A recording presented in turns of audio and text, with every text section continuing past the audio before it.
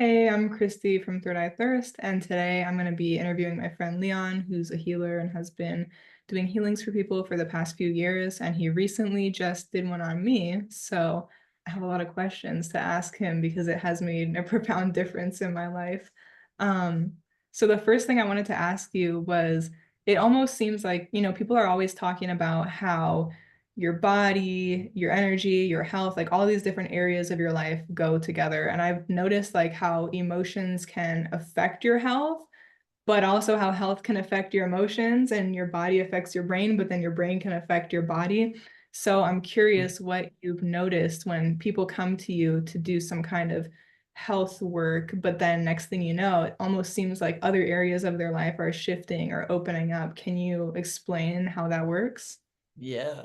Well, I think that really everything starts off as an energy in your energy field, right? So everybody knows, obviously, we got our physical body, and most people understand, there's a bunch of different energy centers, and, you've got this like container that's outside of your physical container. There's lots of different words used for it, aura, strata, and that represents the different, bodies that exist outside of the physical body. And so, a lot of times when people have a trauma, drama, interaction, all of those things, even just being around, some other people, some of that information is stored, in that, energy field. And, when that's there, it's going to oftentimes, cause that person to feel that more often because they're, energy, attracts like energy. And so, if you kind of have a bunch of poopy energy that's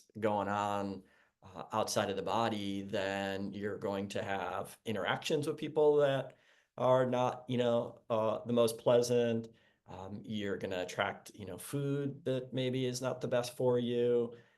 You're going to attract situations and relationships, both financial and personal, that may not be, of the best because of the energy that might be there. And so, really what I do as a healer is I'm just going in there and cleaning up that stuff. And, I find that when you work with the energy, it allows for very, very rapid change.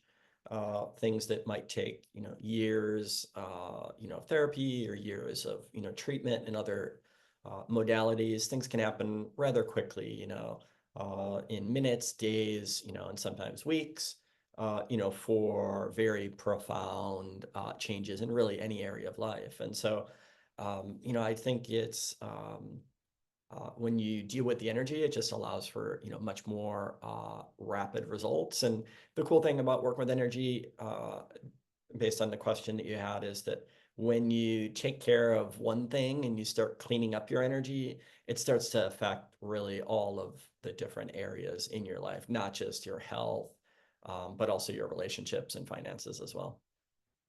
Yeah, I definitely noticed that after our healing session, it was almost like instantaneously that I started remembering, like, oh, yeah, this is my purpose and these are my gifts, and I'm going to go do something with them. So it was really cool because I then felt better physically, and then I had the energy to go do the things, because I think the worst is when you have these visions and things you want to do, but you just don't have the resources or energy to do them.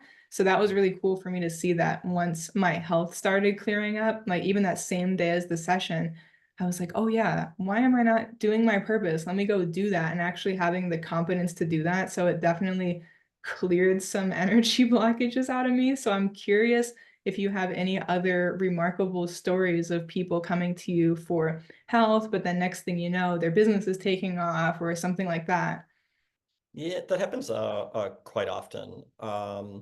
I tend to attract other healers and a lot of entrepreneurs just because that's a lot of what I do myself. And so I attract a lot of that. And so, just even recently, this past week, I was talking with a client that I've been working with just for a couple of weeks now. And so she came to me looking for some help with her relationship, between her and her husband.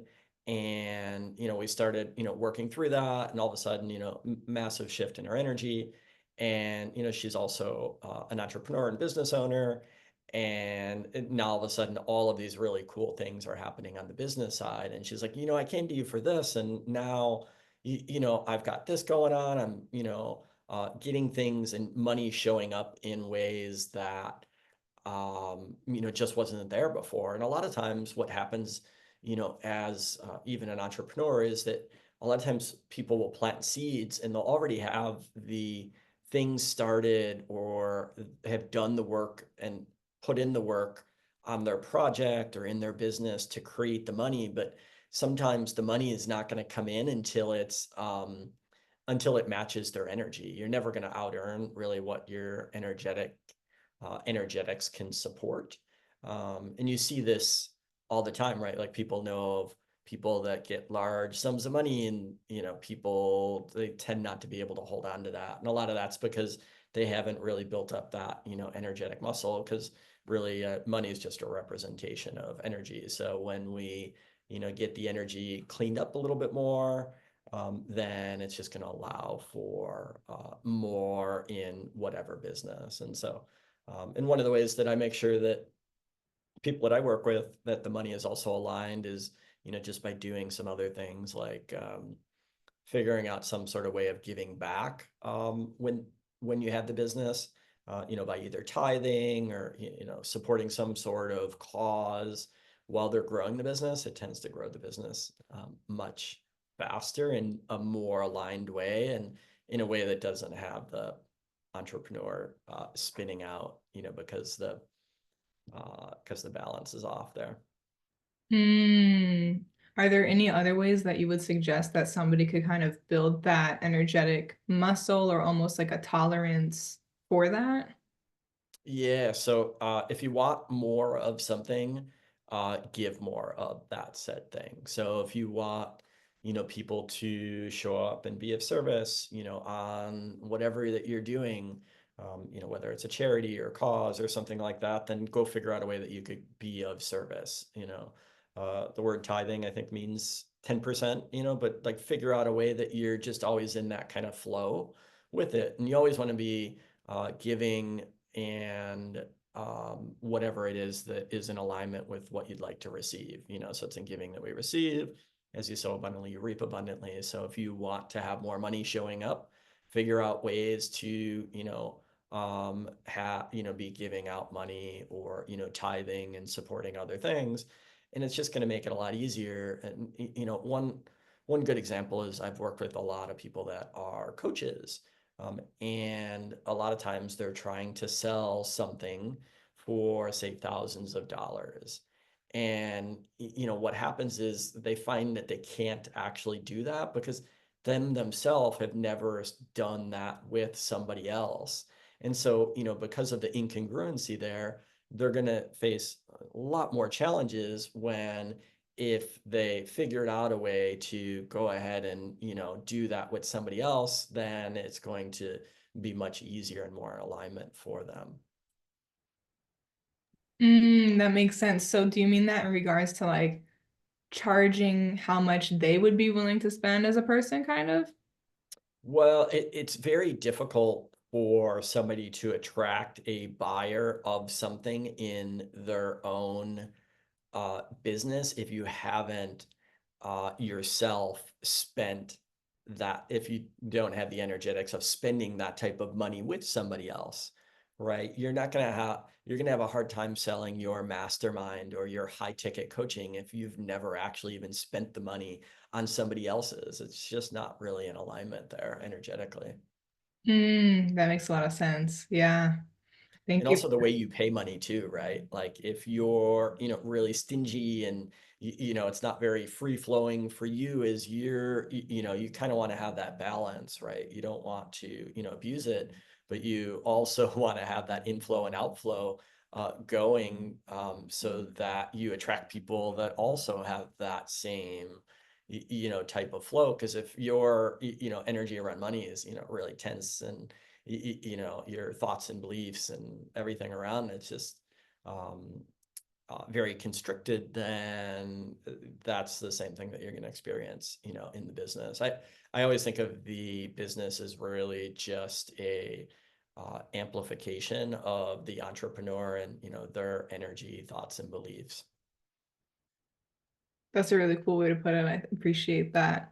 I'm curious, since you started doing these healings and work with people, how has doing that kind of work affected your personal and professional life?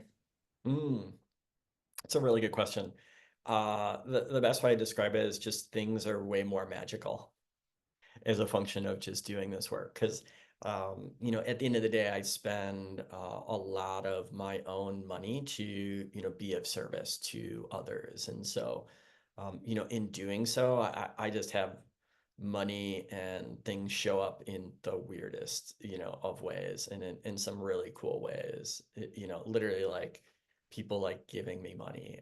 I was telling the other person I work with about how I was literally walking outside of my house and I had somebody, I live off a kind of a major street, and somebody like stopped and they're like trying to give me tens of thousands of dollars of like valuables. It was really such a weird, experience to have. But it's just that, and I attribute that to just really the good juju or good energetics of, being of service to others. And I think a lot of times too, a lot of entrepreneurs, if they just even make that little shift in their business where it becomes less about their money and more about, being of service to others and, providing a good product or, providing that good service, and less about the money. If you have the right, systems in place, then the money will always kind of like sort itself out. What would you say to someone that's constantly giving, whether it's their time, energy, or money, but has a hard time receiving or feels uncomfortable about that, or they just don't receive? Yeah. It definitely something that needs to, be worked on. Even myself, I've struggled with that, with receiving. So I'm, normally of service to others. I help other people build their business, but did not spend enough time for, a very long time working on any of my own stuff because I was just more, like 90% service to others. And so, it's just you have to find that balance, and just start small, right? It's I think of everything as just kind of like a muscle that you need to, just continually work on. It's nothing's really an event, everything's just a process. It makes it a little bit easier because then you don't put too much pressure on yourself. That's well said. How did your friends and family react to you putting yourself out there as a healer?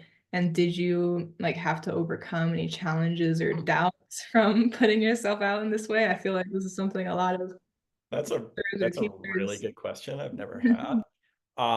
Yeah, I think there's lots of doubts. I've had even family members kind of pull me aside, like, "What are you doing now?" Because right, they know me as whatever, I was doing before, business, said thing like, "How could you be doing this thing?" It's like, well, I've spent 5 years and all of my free time, 6 years of doing this stuff and practicing it just mostly out of pure fascination of what's possible.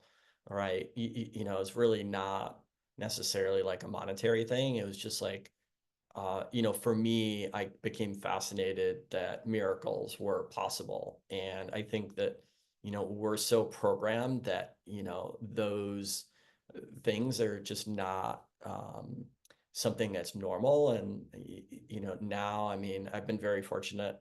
I've worked on hundreds of people over the last year, and I can honestly say over on a daily basis, I get to see some sort of magic and miracles, like on the day that I worked, I knew I probably worked on, 10, 15 people.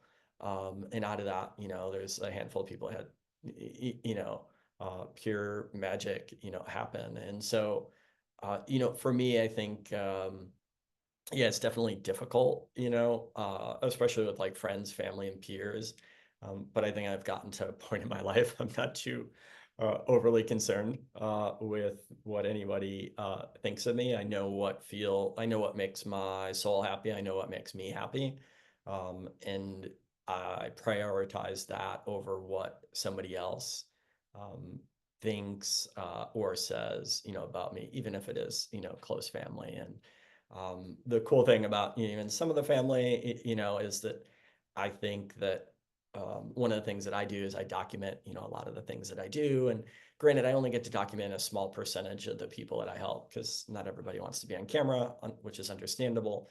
But there's enough out there that I'm undeniably, the person that, that I want to be, and, creating the change in the world that I want. And they could see that. And over time, their opinions just don't have too much weight over my mission and what I'm doing. Have you ever done a healing on your family? Yes. Yeah, kind of interesting too. Even my mom has, I also teach as well. So and about 4 to 6 times a year, I do a 2-day class where I actually teach the stuff that I get to use to help people. And obviously with mom, I was like, I think I called her like a few days before I had a class, and she's in another state, and very gave her some very short notice. And I was like, hey, if you want to come, whatever. And it's kind of a soul type of thing. And um, next morning, I get a text like, yeah, I'll do it, and so and it was just kind of interesting, like, you know, seeing a parent, having that experience, but her being around, other people. And most of the people that attend my classes are people that have had some sort of profound shift, magic, or miracle that happened in their life, right? That's what kind of gets a lot of people to even want to do this type of work. And so it's kind of interesting, like watching her, because I'm not telling her anything, that I'm cool, or, that I do anything. But it's interesting, like seeing her get that from other people, and, over and over and over again, and being like, oh, well, that so and so said you did, this, miracle, or you did this, or whatever. And it's just like, that's cool. So I actually forget about, almost 70% of what I do. Like, it just happens so often. It's just like cool, like that's what I'm here for. But I'm very poor at documenting a lot of the cool things that have been going on, so I'm trying to get a little better. So did your mom experience the healing or go to your teacher training, or like what was her experience like? Both, both. So she's pretty aware of, what I'm able to do, and from time to time, she gets stuck in kind of her stuff, which is fine. But every now and then she'll, phone in for help, and help her out of whatever she might be going through at that time. And it's been interesting over time just to see her ask good questions, that you would want from like a good student, and seeing that and being like, oh, like that's kind of cool. I don't know. It's even cooler when it's, somebody that you want to see do better, help themselves out type of thing. That's so cool. Your mom must be your biggest supporter then. She's so cute too, so that's so I don't know. nice. Well, she's my biggest, but she's definitely supportive now for sure.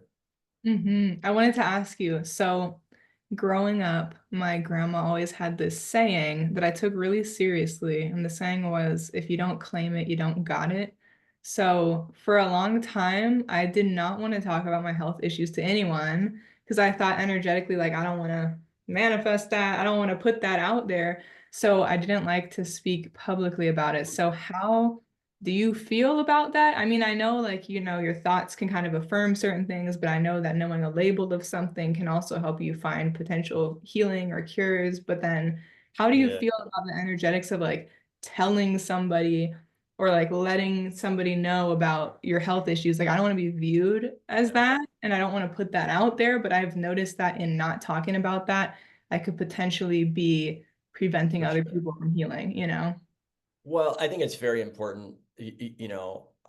I'm very particular when people are around me, or, what they say, and people are so, they're not very mindful of what they're saying all the time about themselves. Like, I am this, I am always sick, or I am, this, or I got this. It's like, words have power. Words are just energy, right? And I think it's very important, your self-talk, and what you're saying to yourself, about it. I think it is important though that if you do have something that at least when the opportunity presents itself, that let people know what you have, especially if there's somebody in with like my type of capacity that could help somebody, help somebody that's a helper, for sure, to do that stuff. But I think it's just really important. Like I am fascinated by the way that people talk about themselves. It's kind of sad, when people and they get that most of the time from their parents, and it's generational. And so yeah, being more mindful of your thoughts, and just that alone could really shift somebody's energy over time. So Yeah, I think it's very interesting to observe because like I know I'm very deep into metaphysics as well. And it's like, I really believe that you can regenerate anything. I've had really crazy healings happen. And I feel like the way that the world talks about things is not very flexible for that. Like somebody would say, you're either disabled or you're not. You can't just be like, I'm disabled right now. Or like, people aren't used to that kind of language. And then I feel like the people around you can kind of like imprint that upon you or hold well, they you. support it, right? Because um, say you have some sort of an ailment, there's a lot of things that can contribute to that. It's, your thoughts and beliefs, around how resilient you are, right? Like your mind. And, that's what happens with a lot of people that are more advanced in age, is that the mental side of it, they've kind of given up, right? Like they've accepted that, oh, you know what, I'm just old, when you're old, you're going to be in bad, poor health or whatever. It's like, that's actually not true. I know lots of people that, are in perfect health, throughout their entire life. And so, it's not buying into that story, because, whatever story that people buy into, that plays into their energetics, right? Who they're around, as well as also, equally important. Most people always kind of reference that, your income is, the average of the five people. Well, I would argue that, your energy, is, and your health is also determined by the people that you have around you. Especially, most people don't know anything about how to maintain proper energetics, energetic hygiene, so to speak. And that's, a bit of what I teach and help people with. And so they don't know that. So when they're around people that are just in, really poor health, you look at, unfortunately, a lot of people that are, part of the healthcare system and stuff, they're just not, as healthy as they can be, because, there's just not a lot of information out there yet, about how to maintain, proper energetics, so that, those people that are out there, with good hearts, that are trying to serve other people, so that they're not, impacted by the energy of others as much. So to kind of sum that up, I guess it's more so about like your own inner dialogue and like not letting other people influence it that much. Because like it's interesting, like I've witnessed, I've gone into remission with like some chronic things that aren't supposed to go away. And the doctors are like, how did your labs are great now? Like, what? You're in remission. And so I feel like it's really interesting. Like you can really see people's Yeah. beliefs when they talk about things. Like I'm struggling with this right now. They're like, oh, you're just screwed for life. But Even their languaging right there, I would argue with, like, remission means implication of it coming back. Like, no, like you get rid of all the crap energy, like it's gone. It doesn't need to be there. Your mind could invite it back. And so, that's just another example of like being even more particular with your words, and what you accept. Because I'd be like, no, like it's gone. It's cool. We're yeah. good. It is cool. I remember hearing this quote once that was basically saying that your mind is like the voice of God to the universe of your body. Like the universe of your body being all these little thousands and billions of cells and neurons, and like here you are, your thoughts are being the voice of God inside of that universe, like telling it what's going on. So I definitely think cleaning up the words is so important. And like you said, the aging thing too, like I'm so much healthier now than when I was a kid. Like when I was a kid, I was that kid that was always sick, always sitting out of PE, always in pain, and now I'm not. So that's been trippy too, to be like, oh, I'm getting older, Yeah. but I'm getting I healthier. haven't had a sniffle in like a decade, like, and I've been, it's not that I'm avoiding people. I doing everything like everybody else. And, so when and, a bit of that's mind and also, the energetics and such like that. But I think of it as just being more resilient, right? And that's where people have it wrong. They have, especially all the stuff that happened over the last several years, people got into avoidance, right? And instead of focusing on things that would make people healthier and more resilient, to things. And so, yeah, just kind of unfortunate. I'm all for resiliency and, getting it so that you're not affected, by any other person's energy or their stuff. Because at the end of the day, everything's just energy. So if your energetics are super resilient, then you're just not going to be affected by poopy stuff. Yeah, is true. So I'm curious, what is a piece of advice you would give to someone that's struggling with their health right now? Like, where should they start? Mm. Probably the number, I don't know if I'd say number one, but definitely something that can really help people if they're having a lot of negative thoughts, around something or they're around negative people. Every time that you have a connection with somebody, whether it's a Zoom call like we're doing right now, whether it's a phone call, you go out, to go shopping or go to a store, there's some sort of an energetic connection, created with each of those people. And there's always communication that still happens even after you've ended the conversation. And so I think something that can really help people very dramatically is just cutting the cords, at least at the end of the day. I've got some videos on my Instagram that kind of show people how to properly do all of that stuff. And, just that alone, can really create a really big shift because it gets rid of, the old energies. So if you're having, crap thoughts, like, cut the cords to that. You just had a interaction with, a spouse, friend, or partner, or, customer, then, it's a way of ending that conversation so you show up fresh to the next one. And so by doing it at the end of the day, it just allows you to show up as a brighter version of yourself, and not take all of the stuff from yesterday into today. So if people could just do that one simple little energetic hygiene thing, which they could learn free on, any of my pages, that would be probably the first place I would start. So for the end of each day, should they think about separately all the negative things that happened that day or just Yeah, you don't necessarily need to. But if there's anything that comes up, then, if you think you need to, cut the cords to it, then you probably need to. okay, so they can just do a general like end of the day Yeah. vibe clearance. Yeah. Yeah. It's just the end of the day, just, cut the cords. Just that alone will create a really radical shift over time for people, um, Yeah. moving forward.